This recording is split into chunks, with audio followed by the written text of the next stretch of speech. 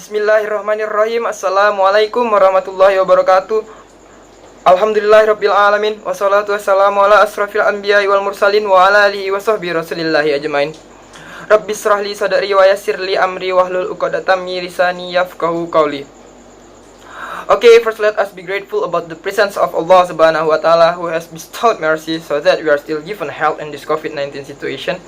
Salat long greetings. Don't forget we also say for the great Prophet Muhammad Sallallahu Alaihi Wasallam with lafaz Allahumma salli ala Sayyidina Muhammad wa ala ali Sayyidina Muhammad. Okay, my name is M. Gentawi Chaksana. I'm from 2C Class English Education Department. I make this video to fulfill my assignment with Mem Mainar Fitri in Historical of Islamic Education subject. Okay, in this occasion I will be happy to talk about the style and the policy of Islamic education at the new period in Indonesia. Okay, first I will talk about education in the new period. The new period began after the annihilation of the G30S in 1965 and was marked by efforts to implement the 1945 Constitution in a pure and consistent manner. The birth of the new period made it possible to break all currents in all fields, including in the field of education. In the new period era, education was not intended to improve the standard of living of the people, let alone to improve the human resource of Indonesia, but to prioritize political orientation so that all people always obey every government policy.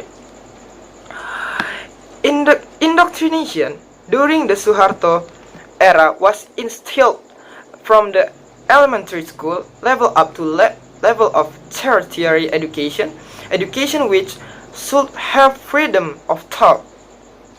Education policies in the new period era led to uniformity, both in dress and in terms of thinking.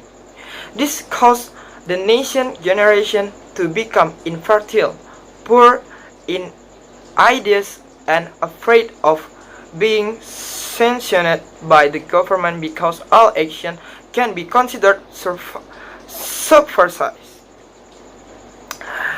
There is also no government policy at this time that gives birth the difference of opinion so that it gives birth to false scientific disciplines and gives birth to talkative and timid generation. Education doesn't have social accountability because the community is not included in designing the education system because everything is centralized.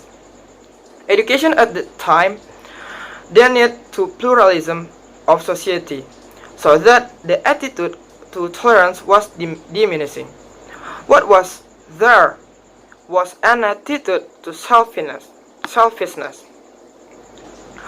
Okay, first development of teacher education in the new period.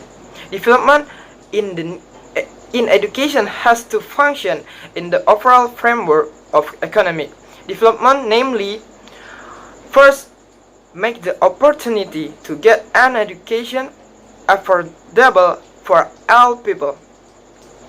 Second, improve the quality of Indonesian human resource gradually through quality education. Okay, next, the quality of education in the new period era. In the field of development education, especially basic education, there was very significant leap with the existence of impress of basic education and the era of basic education. In the era of national development during the five Republika, that was emphasized is economic development as one of the development trilogy. Then this line in national education has taken place to improve the quality of tertiary education. So tertiary education in the country began to search for interest from the potential high school students. This method is then followed by other higher education institutions.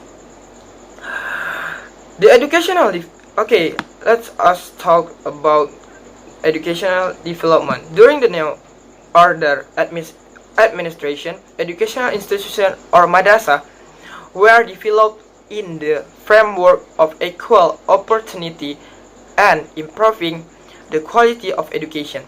In the early days of the New Order government, the policy on madrasah was to continue the enhance the old order policies. The teaching was not yet seen as part of the national education system, but was only an autonomous educational institution under the supervision of the Minister of Religion. This is because madrasah education has not been dominated by religious content, uses curricula that have not been standardized, has a non-uniform structure, and is poorly monitored by madrasah government management by the government. The following is the contents of presidential decree or Kepres in Indonesian language number 34, date 18 April 1972, concerning functional responsibilities of education and training, covering three things. The Minister of Education and Culture is charged and responsible for fostering general and vocational education. The Minister of Manpower has the duty and responsibility for the development and training of skills and vocational workforce civil servants. The head of the state administrative agency has the duty and responsibility of fostering education and special training for civil servants. Madrasah include three levels. First, ibtidaiyah, madrasah at the level of an elementary school. Second, sanawiyah madrasah at the level of junior high school. And third, this is the last, aliyah madrasah on level with a senior high school in the management and guidance of the education. The Ministry of Religion already has an authority in managing and fostering madrasah as one the institution. Okay, we'll talk about madrasah curriculum restructuring. As the essence of the standardizing public and madrasah school curricula includes: first, the public school and madrasah curriculum consists of core course and elective course. Second, the core program in order to meet the objectives of public school and madrasah education. The core program of public school and madrasah qualitatively.